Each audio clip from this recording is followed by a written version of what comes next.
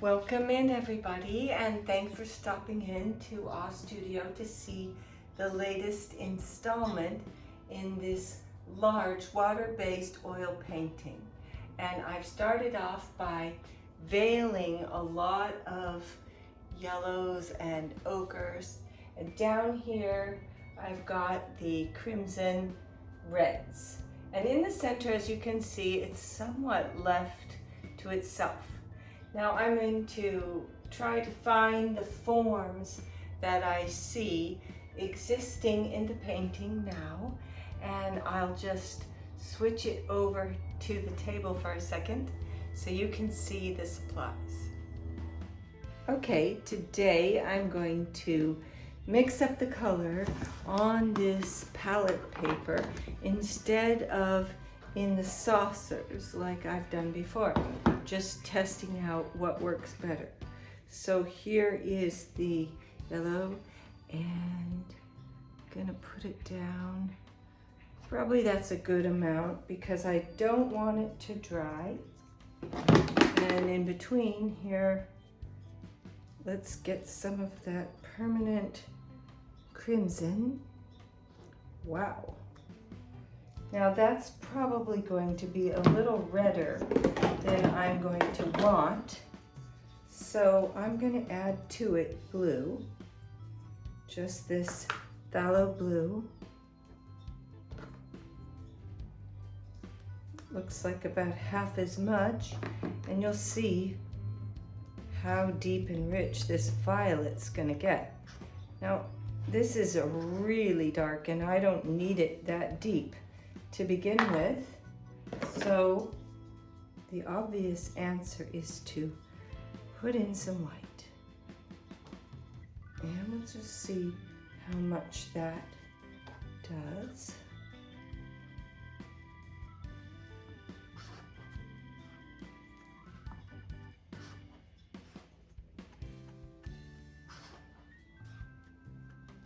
Now thinned out, this will be quite lovely. And when I say thinned, I mean with water.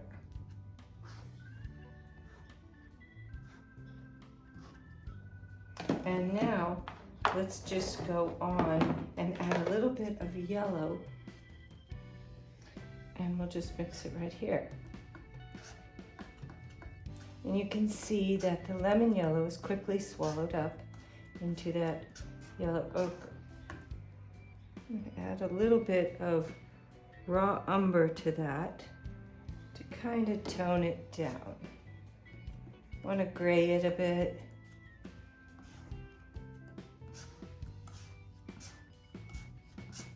Great. So, a little confession, I went ahead and did some painting by myself because I sometimes just need to be alone to be able to create. But I'm going to show you how to continue on with what I've started with here in a second. Over here, I'm going to show you how you can save your paints if you don't want to waste them. This is one of those stay type boxes, and I just put a wet sponge in here, and then I can reconstitute this paint. Okay, I'm just going to activate the color here, this yellow, and I've got it pretty watered out. As you can see, I've begun to make sort of a bend in the veil itself, and I want to work this bend from the deepest, richest part of it, which is here, close to the periphery of it, into light. And you might say, why don't you just add white to it? I could, but that will make the paint more opaque. And I want this translucency.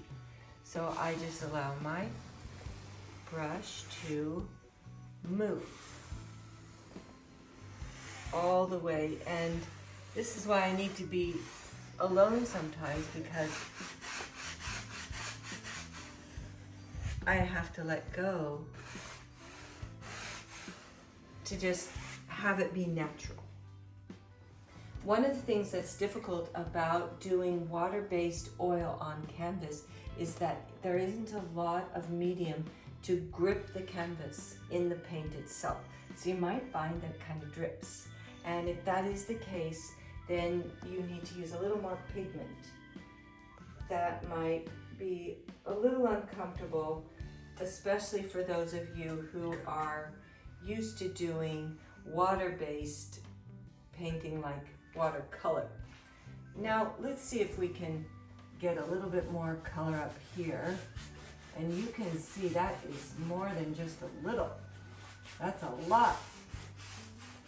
But I'll show you how I can make that seem a little more palatable to some of you who are traditional. I'll first water down my pigment on the brush. As I said, you have to be careful that you're not getting any drips. And I'll sweep through to flatten that.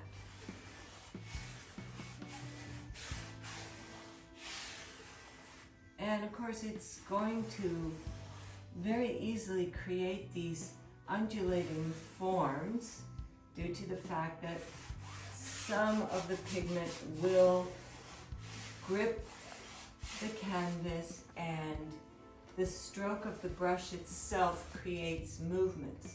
You'll have a really challenging time getting this flat. Keep working at it though. If you really don't like what you've done, you could always take a rag and just kind of feather with the rag.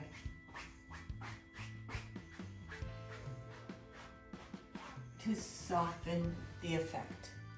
I'm going to go on just a little bit and create more depth in these flapping forms and see what I can kind of come up with. I'll be back though and show you the progress. Thanks for watching.